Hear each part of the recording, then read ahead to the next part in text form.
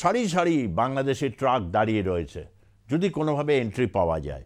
কিন্তু সেটা সম্ভব হচ্ছে না। শুধু নেপাল এবং ভুটানের ক্ষেত্রে এই প্রতিবন্ধকতা নেই।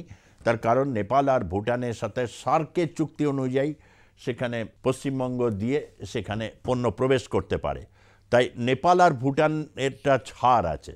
কিন্তু এই ভারতীয় পণ্য ক্ষেত্রে যে বয়কট করো, ওইখান থেকে পিনাকি, ইলিয়াস, তারপর হচ্ছে এক একজন শুধু বলে যাচ্ছিল বয়কট করো ভারতীয় পণ্যে একেবারে বাংলাদেশ খেয়ে ফেলছে। আমরা কি বাংলাদেশ নিজেরা পণ্য তৈরি করতে পারি না?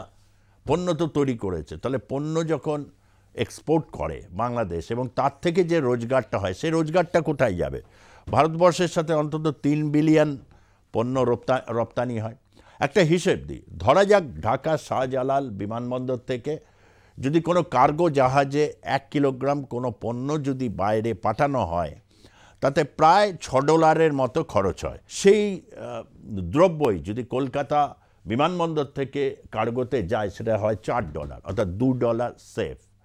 এরকমভাবে যদি প্রচুর এরকম পণ্য যখন রপ্তানি হয়, তাহলে এই যে $2 পার্থক্যটা কততে গিয়ে দাঁড়ায়, সেটা কি আর পিনাকি, ইলিয়াস বা যারা সবসময় ভারত বয়কটের জিগির তুলেছিল, তারা কি এগুলো কখনো জানে না? তারা কোনো দিন ব্যবসা করেছে? পিনাকি অবশ্য একবার ব্যবসা করতে গিয়ে কী সব একটা ঘোটালা করে বসেছিল, যে কারণে গ্রেপ্তার করার আগেই সে ফ্রান্সে পালিয়ে গিয়েছিল। তারা তো এগুলো জানে না। কিন্তু মাথায় হাত পড়েছে তো হচ্ছে বাংলাদেশি ব্যবসায়ীদের, যারা এক্সপোর্টার, তাদের। এই ক্রমবর্ধমান যদি পরিস্থিতি থাকে, তাহলে উত্তেজনা তো কমবেই না, উত্তেজনা ক্রমবর্ধমান বাড়ছে। তাহলে প্রশ্নটা হচ্ছে, এই ধরনের সিদ্ধান্ত কেন নিল ভারত?